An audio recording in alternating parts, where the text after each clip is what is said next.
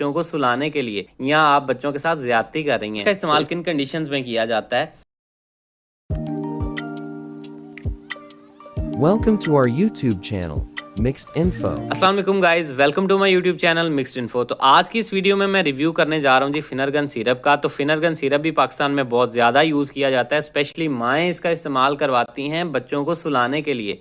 तो आज ये भी चीज़ मैं आपकी क्लियर करूँगा कि आखिर इसका इस्तेमाल बच्चों में करवाया जाना चाहिए या आप बच्चों के साथ ज़्यादती कर रही हैं, तो इस पे भी बात करूंगा। उसके अलावा ये बेसिकली किन मकासद के लिए इसको बनाया गया, ये दवाई क्या काम करती है, क्या फ़ायदे देती है, उसके बारे में बात करेंगे। उसके अलावा इसके नुकसानात क्या हो सकते हैं, तरीका इस्तेमाल क्या है और किन किन कंडीशंस में इसका इस्तेमाल करवाया जाता है, ये सारी डिटेल इंशाल्लाह इस वीडियो में मैं दूंगा। लेकिन उससे पहले गुजारिश करूंगा कि लास्ट में अगर वीडियो पसंद आए तो वीडियो को लाइक कीजिएगा, चैनल को सब्सक्राइब कीजिएगा, साथ में बेल आइकन को भी ज़रूर दबाइएगा ताकि मेरी आने वाली वीडियोज़ भी आप तक पहुँचती रहें। तो चलते हैं अपने टॉपिक की तरफ। तो सबसे पहले अगर बात की जाए तो नाम है जिसका फिनरगन। 120 ml की ये पैक है, सनोफी फार्मा इसको बना रही है जो कि एक मल्टीनेशनल फार्मा है और इसकी तमाम अद्वियात आपको बड़े अच्छे रिजल्ट्स के साथ मिलती हैं। कीमत की बात की जाए तो 54 रुपीज़ में पाकिस्तानी मार्केट में ये आपको अवेलेबल है। बात करते हैं इसमें दवा कौन सी शामिल है, तो इसमें प्रोमेथाजीन हाइड्रोक्लोराइड दवा शामिल है। तो ये बेसिकली एक एंटी हिस्टामिन या एंटी एलर्जिक दवा है और सिडेटिव है, यानी कि नींद आवर है।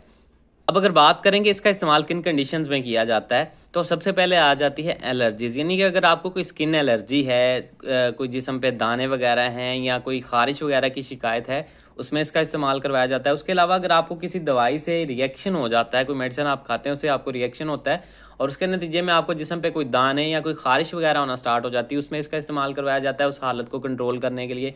उसके अलावा इसका इस्तेमाल आपको स्टिंग या इंसेक्ट बाइट में, यानी कि अगर आपको कोई भीड़ वगैरह या कोई कीड़ा मकोड़ा आपको काट लेता है और उसकी वजह से आपके जिस्म पे कोई ख़ारिश, कोई एलर्जी, कोई दाने वगैरह बनना स्टार्ट हो जाते हैं, तो उस कंडीशन को भी बेहतर करने के लिए इसका इस्तेमाल करवाया जाता है। उसके बाद इसका इस्तेमाल नज़ला ज़ुकाम में भी करवाया जाता है, यानी कि आपको ये मौसमी जो नज़ला ज़ुकाम कॉमन कोल्ड की जो अलामात होती हैं जिसको हम एलर्जिक रेनिनाइटिस बोलते हैं, नाक से पानी बहना, छींकें, आँखों से पानी बहना वगैरह जो हैं, इसमें इसका इस्तेमाल करवाया जाता है। उसके अलावा इसका इस्तेमाल उल्टी और मतली की कैफियत में करवाया जाता है। अक्सर लेडी डॉक्टर्स इसका इस्तेमाल टैबलेट फॉर्म में ख़वातीन में भी करती हैं, हामला ख़वातीन में, उनकी उल्टी और मतली की कैफियत को बेहतर करने के लिए। लेकिन अब इसका इस्तेमाल इस हवाले से बहुत ज़्यादा कम हो गया है क्योंकि अब आपको नेविडॉक्सन, NVP वगैरह आपको मिल जाते हैं, उससे बेहतर ऑप्शन है।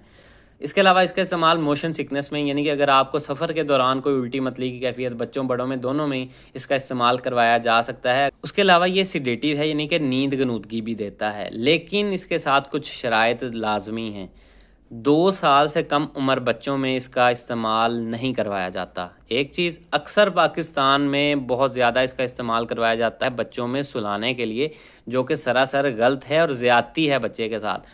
उसमें प्रॉब्लम ये आती है कि अक्सर माएँ जो हैं, जब नए बच्चे होते हैं, न्यू बॉर्न बेबीज़ या इन्फेंट्स होती हैं, कुछ माँ के होते हैं वो बच्चे, उनमें इसका इस्तेमाल करवा रही होती हैं, जो कि सरासर ज़्यादती है। उसकी वजह ये है कि अक्सर हमारी जो रूटीन होती है, हम रात को सोते हैं, दिन में जागते हैं, लेकिन छोटे बच्चों में अक्सर ये मामला उल्टा होता है। वो दिन में सो जाते हैं और रात को जागते हैं, जिसकी वजह से माँ को प्रॉब्लम होती है सोने में, उसको रात जागना पड़ता है और सुबह उसकी तबीयत डिस्टर्ब रहती है। तो अक्सर इस कंडीशन का मुकाबला करने के लिए अक्सर माएँ जो हैं रात को दिन में भी या रात को इसका इस्तेमाल करवा देती हैं बच्चों को सुलाने के लिए, जो कि आप बिल्कुल गलत करती हैं। इसकी वजह से आपके बच्चे की मेंटली सेहत पे भी और फिज़िकल सेहत पे भी बड़ा बुरा असर पड़ता है। उसके अलावा इसका इस्तेमाल जो है, अगर आपका बच्चा किसी सांस के आर्जे में, अस्थमा में या सांस की किसी तकलीफ़ में मुब्तला है, तो उसमें तो इसका इस्तेमाल आपने बिल्कुल नहीं करना। उसकी वजह से मज़ीद उसको सांस लेने में दिक्कत हो सकती है या सांस लेने में रुकावट पैदा हो सकती है, जो कि उसकी जान के लिए ख़तरा भी साबित हो सकती है। उसके अलावा अगर आप इसका मुसलसल 7 से 10 दिन इस्तेमाल करवा लेती हैं ना बच्चे को, तो बच्चा जो है इसका आदी हो जाता है।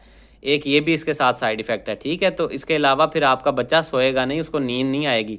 तो ये आप बच्चों के साथ ज़्यादती ना किया करें बगैर डॉक्टर के मशवरे के। कुछ कंडीशंस में डॉक्टर्स इसका इस्तेमाल खुद भी करवाते हैं, एक आध दिन के लिए या कभी एज एन एमरजेंसी यूज़ के लिए आप भी कर सकती हैं, लेकिन एक आध दिन के लिए किसी मजबूरी में अगर बच्चे को सुलाना हो तो कभी आप इसका इस्तेमाल करवा लें, नो प्रॉब्लम। लेकिन ज़्यादा मुसलसल आपने इसका इस्तेमाल लेना और ट्राई करें कि 2 साल से स्पेशली कम उम्र बच्चों में तो बिल्कुल भी इसका इस्तेमाल ना करें।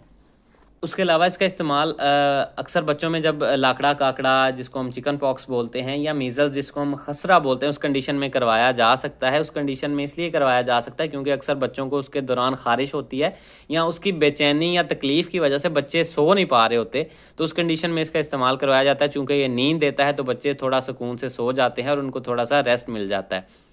तो इसमें इस कंडीशन में आप इसका इस्तेमाल करवा सकते हैं। उसके अलावा इसका इस्तेमाल बाज़ औक़ात डॉक्टर्स हज़रात जो हैं ऑपरेशन से पहले करवाते हैं ताकि आपको ऑपरेशन से पहले या ऑपरेशन के दौरान कोई उल्टी ना हो। तो ये सारे इस्तेमाल हैं जी फिनरगन सिरप के। अब अगर बात की जाए इसके नुकसानात की, तो इसके नुकसानात में मुँह का खुश्क होना, कब्ज़ हो जाना या पेट का ख़राब हो जाना, नज़र का धुंधला जाना, सर का भारी होना, नींद गनूदगी होना, ब्लड प्रेशर का लो होना या आप जिस्म में थकावट फ़ील कर सकते हैं, सर चकरा सकता है इसके इस्तेमाल की वजह से। चूँकि ये सिडेटिव है, आपको थोड़ा बहुत नशा हो जाता है इसकी वजह से, तो इसका इस्तेमाल करते हुए थोड़ी सी एहतियात भी आपको करनी है। अब अगर बात की जाए इसके तरीका इस्तेमाल की, तो इसका डोजेज का तयन आपकी तकलीफ़ या उसकी नौयत के हिसाब से होता है, यानी कि मुख्तलिफ़ हालतों में मुख्तलिफ़ इसकी डोजेज जो हैं वो हो सकती हैं।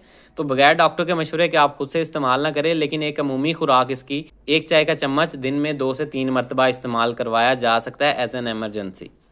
तो ये सारी इन्फॉर्मेशन थी जी फिनरगन सिरप से रिलेटेड। तो उम्मीद है आप लोगों की इन्फॉर्मेशन में कोई इजाफा हुआ होगा और आप आइंदा इसका थोड़ी सी एहतियात करेंगी।